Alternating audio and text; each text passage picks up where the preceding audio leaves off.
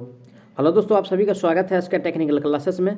तो चलो दोस्तों, आज बात करने जा रहे हैं यानी कि इलेक्ट्रिकल एसोसिएट के सभी एमसीक्यू को करेंगे जो टी2 में बार बार पूछा जाता है और इस बार पूछने की संभावना है। तो दोस्तों, सारा यानी कि एमसीक्यू पेपर है, वीडियो को इन तक जरूर देखिएगा और साथ ही साथ आप लोग नए हैं तो चैनल को जरूर सब्सक्राइब कीजिए और वीडियो को शेयर करना नहीं भूलिएगा। तो चलिए आज का सबसे पहला प्रश्न से स्टार्ट करते हैं। आज का सबसे पहला प्रश्न दिया हुआ है। आज का सबसे पहला प्रश्न यानी कि सप्लायर फ्यूज को यानी कि सील्ड होता है, लगा होता है। ऑप्शन ए में करें एनर्जी मीटर के बाद, ठीक है, बी में करें एनर्जी मीटर के पहले, सी में कहा है डिस्ट्रीब्यूशन बोर्ड में, तो ऐसा तो नहीं होता है। और डी में कहा रहा है यानी कि मैन स्विच में भी नहीं होता, नहीं एनर्जी मीटर से पहले होता है। तो दोस्तों, इसको जो लगाते हैं यानी कि एनर्जी मीटर के बाद लगाया जाता है। तो ऑप्शन किस में दिया है? ऑप्शन नंबर ए में दिया है। राइट आंसर की बात किया जाए तो ऑप्शन नंबर ए हो जाएगा। ठीक है, अब चलिए आज का अगला प्रश्न है यानी कि मानव शरीर से गुजरने वाली धारा से कोई सनसनाहट महसूस नहीं होती है यदि उसकी मात्रा होती है। तो देखिए दोस्तों, यानी कि बहुत कम मात्रा में अगर करंट मानव शरीर से होकर प्रवाहित होगा तो यानी कि झटका महसूस नहीं होता है। वो करंट का मान कितना होता है? तो दोस्तों, वो करंट का मान होता है यानी कि 1 माइक्रो एम्पियर। ठीक है, 1 माइक्रो एम्पियर से यानी कि कम होता है। ठीक है, तो ऐसा ऑप्शन नंबर किस में दिया है? 1 माइक्रो एम्पियर से कम। तो ऑप्शन नंबर यानी कि ए में दिया है। राइट आंसर की बात किया जाए तो ऑप्शन नंबर ए हो जाएगा। कौन सा? ऑप्शन ए हो जाएगा। अब चलिए नेक्स्ट प्रश्न है आज का। 3 फेज घरेलू इलेक्ट्रिक वायरिंग में निम्नलिखित स्विच का प्रयोग किया जाता है। तो दोस्तों, यानी कि 3 फेज में जो प्रयोग करते हैं, ठीक है, यानी कि 3 फेज में जो प्रयोग करते हैं यानी कि आईसीटीपी का प्रयोग करते हैं। किसका? यानी कि आईसीटीपी का प्रयोग करते हैं। ऑप्शन नंबर किस में दिया है? यानी कि आईसीटीपी। तो ऑप्शन नंबर यानी कि आपको बी में दिया हुआ है। राइट आंसर की बात किया जाए तो ऑप्शन नंबर बी हो जाएगा। कौन सा? ऑप्शन नंबर बी हो जाएगा। ठीक है, अब चलिए नेक्स्ट प्रश्न है आज का। एचआरसी फ्यूज प्रदान करता है। तो एचआरसी फ्यूज जो प्रदान करता है दोस्तों, ये लघु परिपथ यानी कि शॉर्ट सर्किट करंट से यानी कि बचाता है। ठीक है, किससे? यानी कि शॉर्ट सर्किट करंट से बचाता है। तो ऑप्शन नंबर किस में दिया यानी कि शॉर्ट सर्किट करंट? तो ऑप्शन नंबर यानी कि सी में दिया हुआ है। करेक्ट आंसर की बात किया जाए तो ऑप्शन नंबर बी हो जाएगा। कौन सा? सॉरी दोस्तों, यानी कि बी में दिया हुआ है, ऑप्शन नंबर बी हो जाएगा। राइट आंसर कौन सा? ऑप्शन नंबर बी हो जाएगा। ठीक है, अब चलिए आज का नेक्स्ट प्रश्न है यानी कि नियमानुसार किसी स्थापन में यानी कि क्षरण धारा पूर्ण भार धारा के कितने भाग से अधिक नहीं होना चाहिए। तो देखिए दोस्तों, क्षरण धारा जो होता है यानी कि लीकेज करंट जो होता है, ठीक है, यानी कि लीकेज करंट जो होता है वो आपको यानी कि 1/में यानी कि 5000 से कम जो है, ठीक है ना, से अधिक नहीं होना चाहिए। ठीक है, इससे जो है दोस्तों अगर अधिक होगा तो ये और समझ ही सकते हो क्या होने वाला है। तो राइट आंसर की बात किया जाए तो ऑप्शन नंबर सी हो जाएगा। ठीक है, कौन सा? ऑप्शन नंबर सी हो जाएगा। ठीक है, अब चलिए आज का अगला प्रश्न पे चलते हैं। अगला प्रश्न है यानी कि घरेलू वायरिंग में सामग्री और केबल का आंकलन करने के लिए किसकी आवश्यकता होती है। तो देखिए दोस्तों, यानी कि जो आंकलन किया जाता है वो यानी कि वायरिंग डायग्राम से किया जाता है। किससे? यानी कि वायरिंग डायग्राम से किया जाता है। ठीक है, वायरिंग यानी कि डायग्राम से किया जाता है। तो ऑप्शन किस में दिया है? यानी कि वायरिंग डायग्राम। तो ऑप्शन नंबर आपको यानी कि डी में दिया हुआ है। राइट आंसर की बात किया जाए तो ऑप्शन नंबर डी हो जाएगा। कौन सा? ऑप्शन नंबर डी हो जाएगा। ठीक है, अब चलिए आज का फिर से अगला प्रश्न दिया है यानी कि घरेलू वायरिंग में स्विच संदेह फेज में लगाया जाता है, न्यूट्रल में नहीं। इसका उद्देश्य क्या है? तो देखिए दोस्तों, ये इसलिए लगाते हैं फेज में क्योंकि व्यक्ति का यानी कि सुरक्षा हो, ठीक है, उपकरण का सुरक्षा हो, इसके लिए जो उसको यानी कि न्यूट्रल में नहीं लगाते हैं, फेज में लगाया जाता है। तो राइट आंसर ऑप्शन नंबर किस में दिया? यानी कि व्यक्तियों का सुरक्षा। ठीक है, यानी कि व्यक्तियों का सुरक्षा किस में दिया हुआ है? तो ऑप्शन नंबर आपको यानी कि ए में दिया हुआ है, यानी कि व्यक्तियों की सुरक्षा। तो राइट आंसर की बात किया जाए तो ऑप्शन नंबर ए हो जाएगा। ठीक है, अब चलिए आज का आगामी प्रश्न दिया हुआ है यानी कि एक अच्छे फ्यूज तार में कौन सा गुण होना चाहिए। देखिए दोस्तों, अच्छे फ्यूज तार में यानी कि न्यून विशिष्ट प्रतिरोध होना चाहिए। क्या? यानी कि न्यून प्रतिरोध होना चाहिए। ठीक है, न्यून प्रतिरोध होना चाहिए। और दोस्तों यानी कि न्यून जो है यानी कि गलनांक भी होना चाहिए। ठीक है, निम्न दोस्तों गलनांक भी होना चाहिए, निम्न प्रतिरोध भी होना चाहिए। तो ऑप्शन किस में दिया है? तो ऑप्शन ए में कह रहा है उच्च विशिष्ट प्रतिरोध और निम्न गलनांक। ऐसा नहीं है। ठीक है, ऑप्शन नंबर ए जो कह रहा है सरासर गलत है। बी में चलते हैं। बी है न्यून विशिष्ट प्रतिरोध उच्च गलनांक, ऐसा भी नहीं होता। सी में है न्यून विशिष्ट प्रतिरोध निम्न गलनांक। चलिए ठीक है, डी भी पढ़ लेते हैं, एक और ऑप्शन है। तो उच्च विशिष्ट प्रतिरोध उच्च गलनांक, ऐसा नहीं है दोस्तों। तो दोस्तों राइट आंसर की बात किया जाए ऑप्शन नंबर इसका सी हो जाएगा। कौन सा? ऑप्शन नंबर सी हो जाएगा। ठीक है, अब चलिए आज का अगला प्रश्न दिया है यानी कि फ्यूज सामग्री के रूप में निम्नलिखित में से किसका प्रयोग नहीं किया जाता है। तो दोस्तों यानी कि फ्यूज सामग्री जो बना होता है, ठीक है, यानी कि फ्यूज में हम दोस्तों यानी कि जो नहीं प्रयोग करते हैं यानी कि सिल्वर का तो प्रयोग कर सकते हैं क्योंकि ये चालक है, कॉपर भी ये चालक है और एल्युमिनियम भी चालक है। लेकिन ये कार्बन क्या है? ये चालक नहीं है विद्युत का, तो इसलिए इसका प्रयोग हम नहीं करेंगे। तो right answer option number D हो जाएगा, क्योंकि नहीं वाला पूछा था, तो राइट आंसर डी हो जाएगा। ठीक है, अब चलिए आज का नेक्स्ट प्रश्न है, यानी कि HRC फ्यूज का प्रयोग मुख्यतः निम्नलिखित में किया जाता है। तो दोस्तों यानी कि HRC फ्यूज का जो प्रयोग करते हैं 3 फेज सिस्टम में करते हैं। किसमें? 3 फेज सिस्टम में करते हैं। किसमें किया जाता है? 3 फेज सिस्टम में किया जाता है। तो ऑप्शन नंबर किसमें दिया है, यानी कि 3 फेज सिस्टम? तो ऑप्शन नंबर आपको यानी कि सी में दिया हुआ है। किसमें? सी में दिया हुआ है। करेक्ट आंसर की बात किया जाए तो ऑप्शन नंबर सी हो जाएगा। ठीक है, अब चलिए आज का आगामी प्रश्न यानी कि फ्यूज वायर में निम्नलिखित 2 विशेषता होनी चाहिए। देखिए दोस्तों यानी कि सेम ही प्रश्न है, लेकिन वो जो है 19 में शायद पूछा हुआ था और ये 14 में है, आप लोग मिला लीजिएगा। ठीक है, तो दोस्तों ये जो होना चाहिए यानी कि निम्न प्रतिरोध होना चाहिए।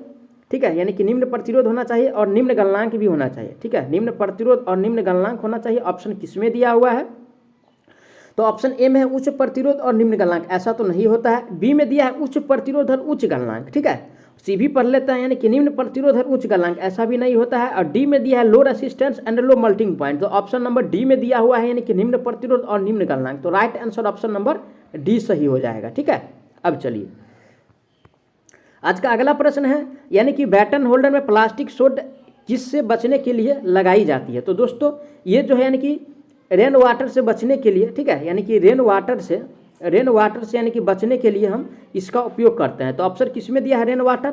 ऑप्शन नंबर यानी कि सी में दिया है। करेक्ट आंसर की बात किया जाए तो ऑप्शन नंबर सी हो जाएगा। ठीक है, अब चलिए आज का आगामी प्रश्न दिया है, यानी कि सीलिंग रोड सामान्यतः डैश में फिट किया जाता है। तो दोस्तों यानी कि सीलिंग रोड जो फिट होता है यानी कि वॉल में फिट होता है, यानी कि दीवार में। ठीक है, तो ऑप्शन किसमें दिया है? यानी कि दीवार।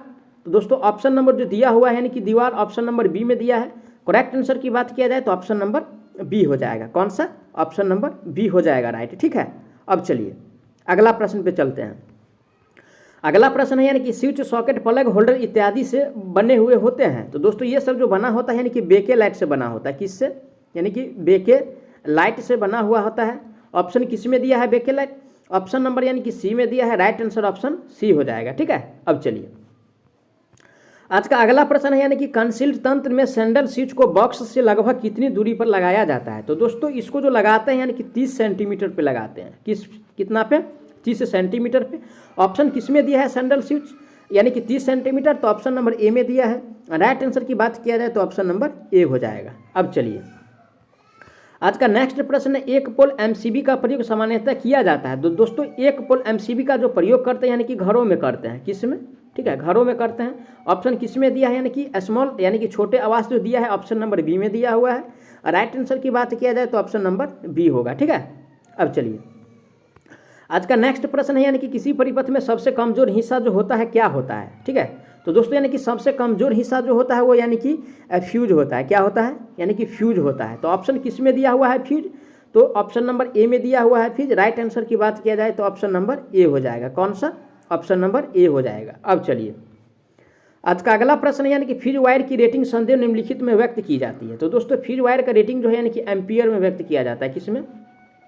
एम्पियर में व्यक्त किया जाता है। ऑप्शन नंबर किसमें दिया है? यानी कि एम्पियर। ऑप्शन नंबर डी में दिया हुआ है। राइट आंसर की बात किया जाए, करेक्ट आंसर की बात किया जाए तो ऑप्शन नंबर डी हो जाएगा। अब चलिए आगामी प्रश्न आज का, यानी कि नेशनल इलेक्ट्रिकल कोड 2011 के अनुसार नाइफ स्विच डैश पर निर्धारित किए जाते हैं। तो दोस्तों यानी कि नाइफ स्विच का जो उपयोग करते हैं, ठीक है, किसका? यानी कि नाइफ स्विच का। ठीक है, यानी कि नाइफ स्विच का जो उपयोग करते हैं वो आपको यानी कि 1000 एम्पियर पे किया जाता है। कितना पे? 1000 एम्पियर पे। तो ऑप्शन नंबर किस में दिया है? 1000 एम्पियर। ऑप्शन नंबर सी में दिया है। राइट आंसर की बात किया जाए, करेक्ट आंसर की बात किया जाए तो ऑप्शन नंबर सी हो जाएगा। ठीक है, अब चलिए आज का अगला प्रश्न पे बात करते हैं। ठीक है, अगला प्रश्न है, यानी कि जो चित्र दिया हुआ है किसका है। ठीक है, हमको ये चित्र पहचानना है। तो देखिए ऑप्शन ए में कह रहा है यानी कि इंटरमीडिएट स्विच है। ठीक है, बी में कह रहा है यानी कि टबलर टाइप सिंगल वे स्विच है। सी में है यानी कि बैड स्विच है। और डी में रोटरी स्विच है। ना रोटरी स्विच नहीं भी है और नहीं यानी कि बैड स्विच है और नहीं दोस्तों यानी कि टबलर टाइप सिंगल वे स्विच है। ये है दोस्तों यानी कि इंटरमीडिएट स्विच। क्या है? Intermediate switch. ऑप्शन नंबर किस में दिया है? ऑप्शन नंबर ए में दिया है। राइट आंसर ऑप्शन ए हो जाएगा। अब चलिए आज का अगला प्रश्न है, यानी कि एक बंद धारा, ठीक है, एक बंद धारा बचाव द्वारा परिपथ के लिए केबिल में, ठीक है, केबिल में आवश्यक धारा प्राप्त करने के लिए सामान्य धारा वहन क्षमता के रेटिंग फैक्टर का गुणांक होना चाहिए। ठीक है, होना चाहिए जो निम्न होता है। तो दोस्तों वो कितना होता है वो हमको बताना है, ठीक है। तो ऑप्शन ए में है 0.81, ठीक है। बी में दिया है यानी कि 0.91, ठीक है। सी में है 0.01 और डी में है 1.23। तो दोस्तों ये जो होता है ये होता है यानी कि 0.81, ठीक है। ऑप्शन नंबर किस में दिया है 0.81, ऑप्शन नंबर ए में दिया है। राइट आंसर की बात किया जाए तो ऑप्शन नंबर ए हो जाएगा, ठीक है। अब चलिए आज का अगला प्रश्न है यानी कि दोनों तरफ के स्विच के लिए किस प्रकार की वायरिंग की आवश्यकता होती है। तो दोनों तरफ का स्विच के लिए दोस्तों जो वायरिंग होता है यानी कि सीढ़ीनुमा वायरिंग होता है। क्या होता है? यानी कि सीढ़ीनुमा वायरिंग होता है, ठीक है। ऑप्शन नंबर किस में दिया है यानी कि सीढ़ीनुमा वायरिंग, तो ऑप्शन नंबर आपको यानी कि डी में दिया हुआ है। राइट आंसर की बात किया जाए तो ऑप्शन नंबर डी हो जाएगा, ठीक है। अब चलिए आज का नेक्स्ट प्रश्न यानी कि 15 एम्पियर की क्षमता का कौन सा आउटलेट जो है संयोजित किया जाता है। तो दोस्तों यानी कि 15 एम्पियर क्षमता के लिए जो यानी कि संयोजित करते हैं वो यानी कि डीपी स्विच का संयोजित किया जाता है। ऑप्शन नंबर किस में दिया है डीपी स्विच, ऑप्शन नंबर यानी कि सी में दिया है। Right answer option number C हो जाएगा, ठीक है। अब चलिए नेक्स्ट प्रश्न है किसी सर्किट में थर्मोस्टेट स्विच का उपयोग करने का उद्देश्य क्या है। तो दोस्तों यानी कि थर्मोस्टेट स्विच का जो उपयोग करने का मेन यानी कि फैक्ट होता है, ठीक है, थर्मो स्विच का, ठीक है।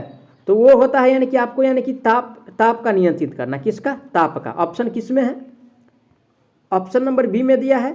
Right answer option number B हो जाएगा। अब चलिए आज का अगला प्रश्न है यानी कि सर्किट ब्रेकर में सर्किट का निर्माण और विच्छेदन किस माध्यम से होता है। तो देखिए दोस्तों ये क्या कह रहा है वो पहले समझिए। सर्किट ब्रेकर में सर्किट का निर्माण और विच्छेदन, ठीक है, किस माध्यम से होता है तो वो हमको बताना है। तो ऑप्शन ए में दिया है यानी कि हवा, ठीक है। बी में है निर्वात, सी में है गैस और डी में है दोस्तों आपको यानी कि तेल। तो दोस्तों ये जो होता है आपको यानी कि एयर के द्वारा होता है। किसके द्वारा? एयर के द्वारा होता है यानी कि हवा के द्वारा होता है। ऑप्शन नंबर किस में दिया है? एयर। ऑप्शन नंबर ए में दिया हुआ है। राइट आंसर की बात किया जाए तो ऑप्शन नंबर ए हो जाएगा। अब चलिए आज का नेक्स्ट प्रश्न है अर्थ लीकेज करंट का पता लगाने के लीकेज करंट के पूर्व निर्धारित मान से अधिक होने पर सप्लाई को डिस्कनेक्ट करने के लिए इस्तेमाल किया जाने वाला कंट्रोल उपकरण कौन सा है, ठीक है। तो जो दोस्तों यानी कि जो डिस्कनेक्ट करता है वो हमको यानी कि बताना है, ठीक है।